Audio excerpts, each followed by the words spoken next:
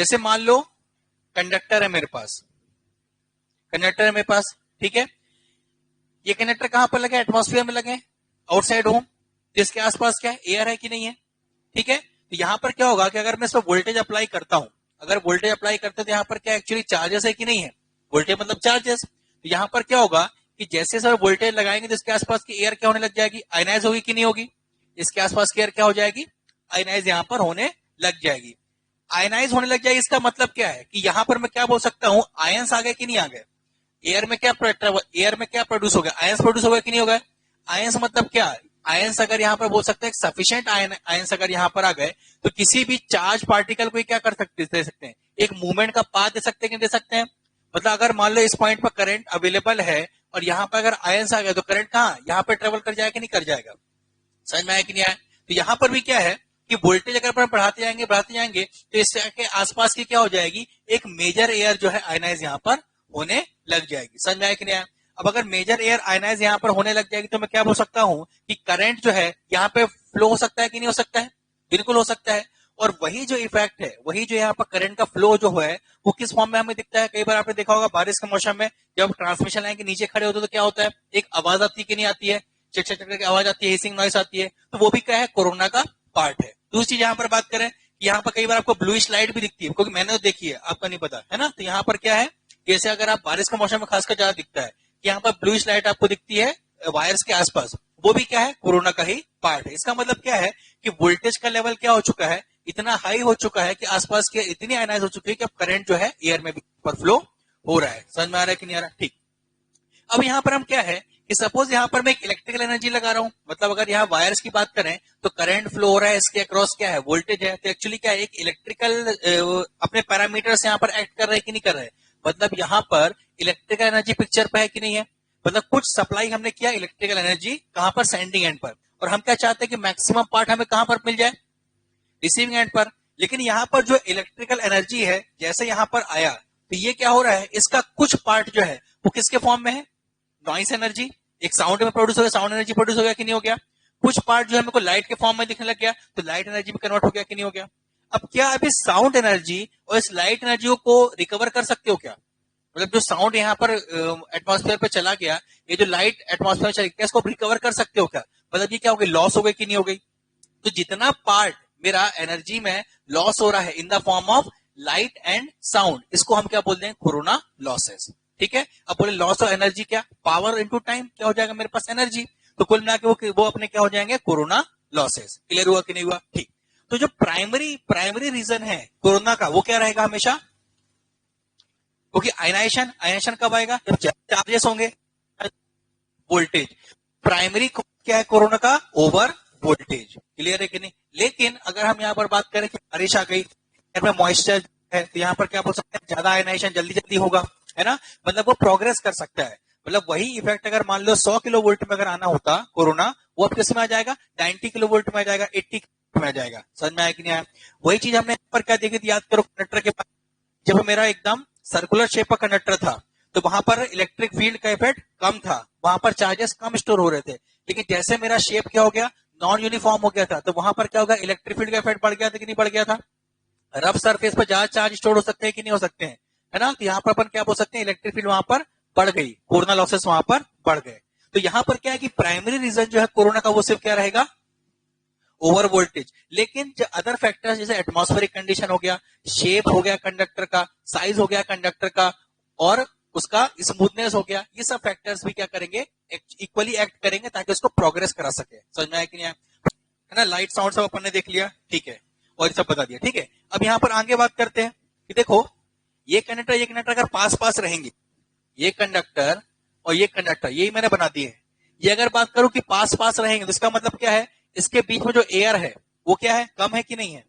अगर यही मेरे पास दूर दूर हो जाए तो इसके बीच में एयर क्या हो जाएगा? ज्यादा हो जाएगा कि नहीं हो जाएगा? अब यहां पर आप मेरे को ये बताओ, अगर मैं आपसे पूछूं कि यहां से करंट यहां पर फ्लो कब कर सकता है?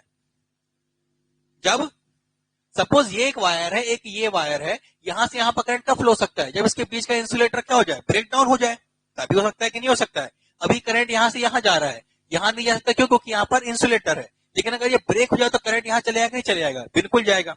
मतलब कि यहां पर जब ये डाइलेक्ट्रिक ब्रेकडाउन होगा तभी करंट फ्लो हो सकता है कि नहीं हो सकता है? समझ में आया कि नहीं आया? ठीक। अब डाइलेक्ट्रिक ब्रेकडाउन की कंडीशन क्या होती है?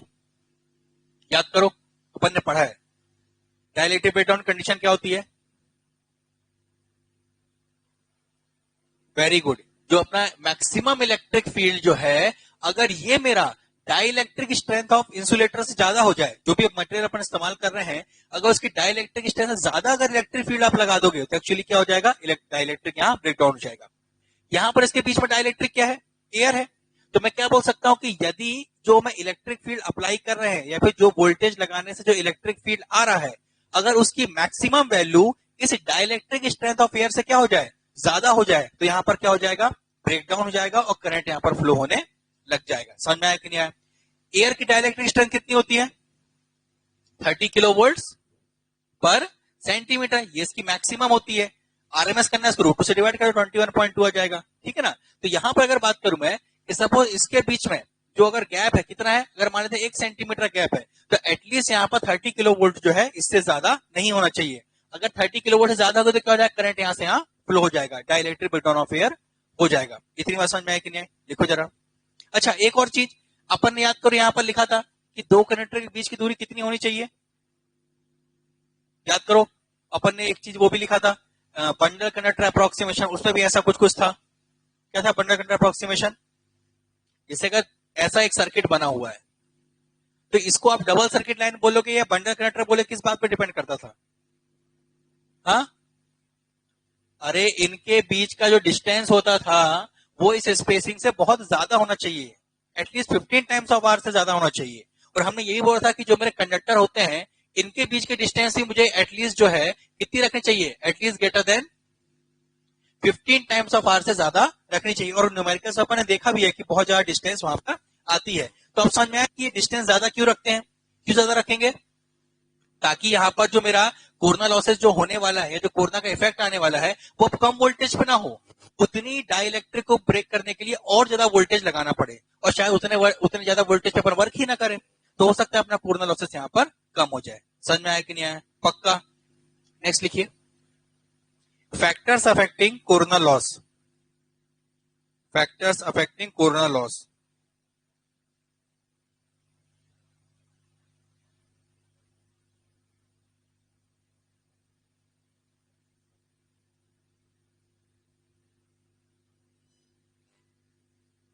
Factors affecting corona loss. First point लिखिए, इसमें supply frequency. Supply frequency,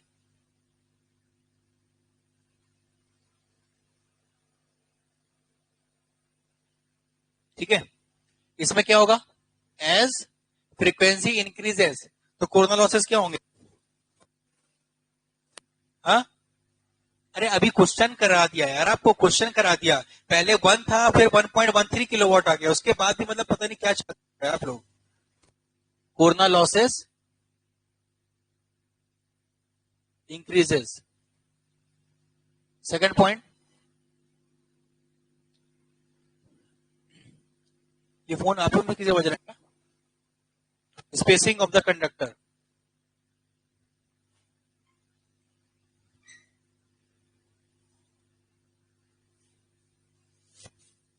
phone किसका बज रहा है यार?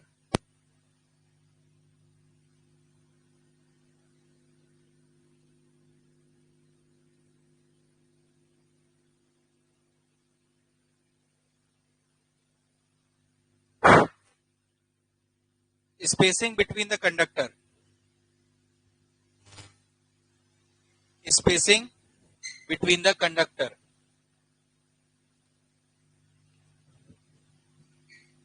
तो एज डी इंक्रीजेस तो क्या होगा? Corona losses decreases. लिख लो।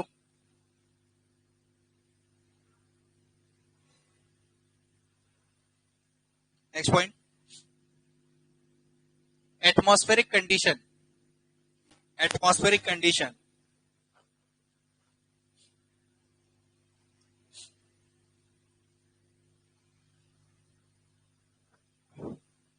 इसमें लिखिए, during bad weather, during bad weather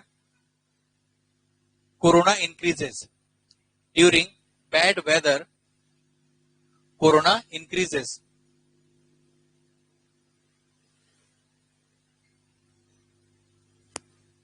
fourth point, dust rain snow, dust rain और स्नो, डस्ट रेन और स्नो, इससे क्या होगा, इंक्रीज होगा। लिख लो, डस्ट रेन स्नो, इसमें लिखो, makes the surface rough, makes the surface rough,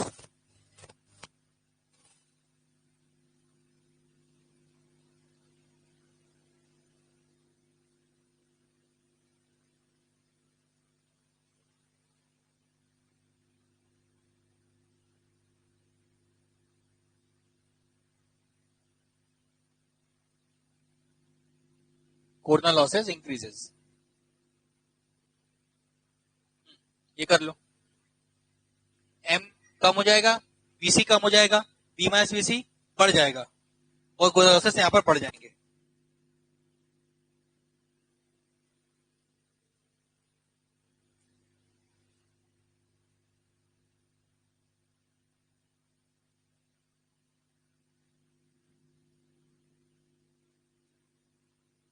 fifth, conductor radius, conductor radius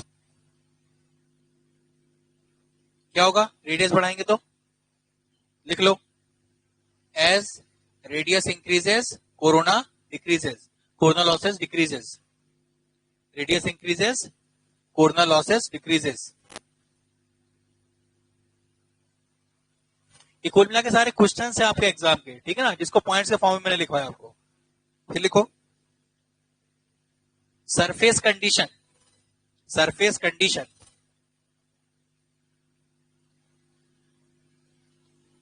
rough surface में क्या होगा, हाँ लिख लो, सरफेस कंडीशन के आगे रफ सरफेस, रफ सरफेस, फिर एरो लगा के मोर कोरोना लॉसेस, रफ सरफेस मोर कोरोना लॉसेस।